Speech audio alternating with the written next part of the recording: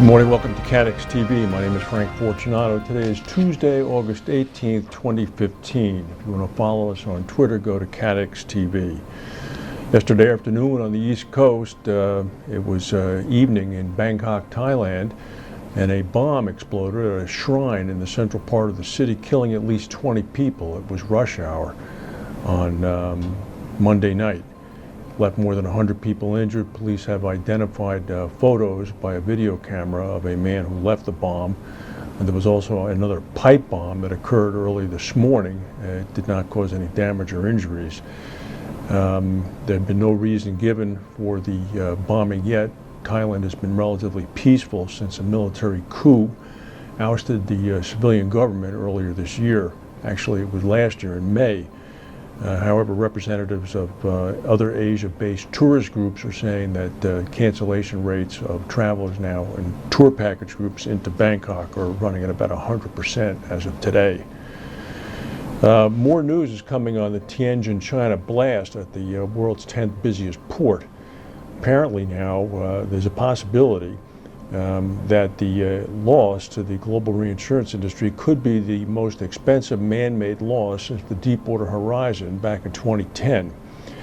The explosion has apparently hundreds of insureds and multiple lines of business exposed, but the aggregate limit exposed clearly is running into the billions.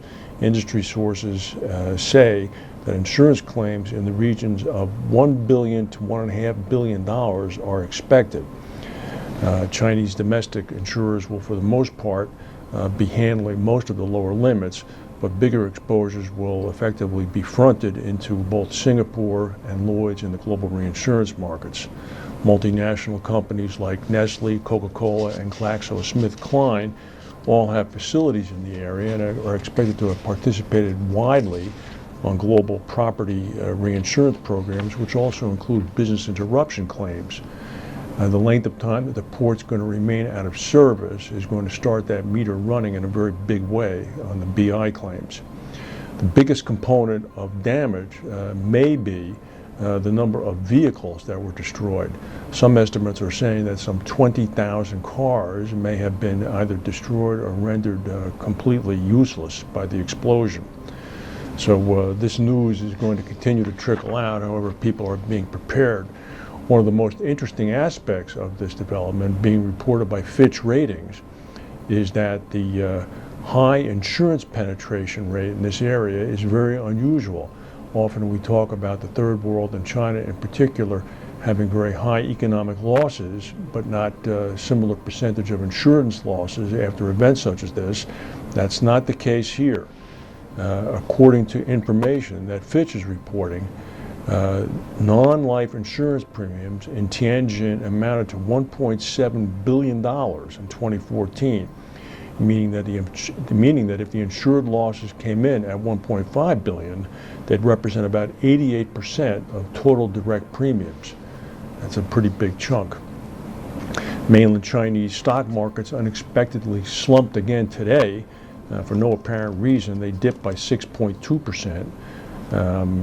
State intervention in mainland stock and currency markets has raised concerns that China's slowing economy could be in worse shape than official data suggests. Yesterday morning at about 9 a.m.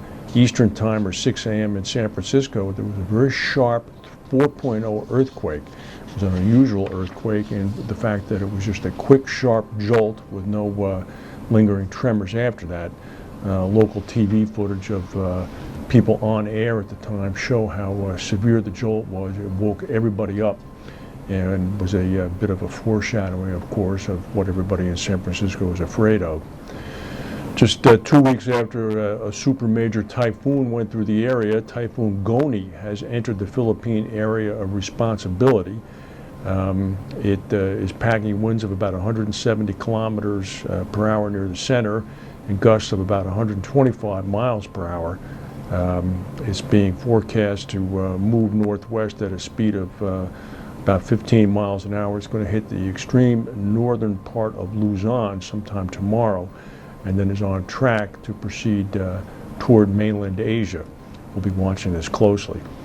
There's a story in the Royal Gazette in Bermuda this morning saying that there are possibly discussions going on with another carrier to fly from Bermuda to London. Currently, the only carrier servicing that route is British Air, which flies from Bermuda to Gatwick Airport, not to Heathrow. Travelers wanting to go from Gatwick to Heathrow, as you may know, face a bit of a hellish dilemma.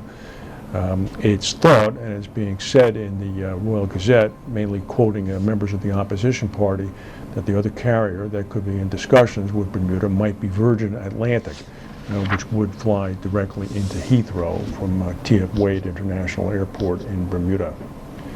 That's the news for today. If we have any breaking news, we'll come back and tell you. Thank you for watching, and we'll see you tomorrow.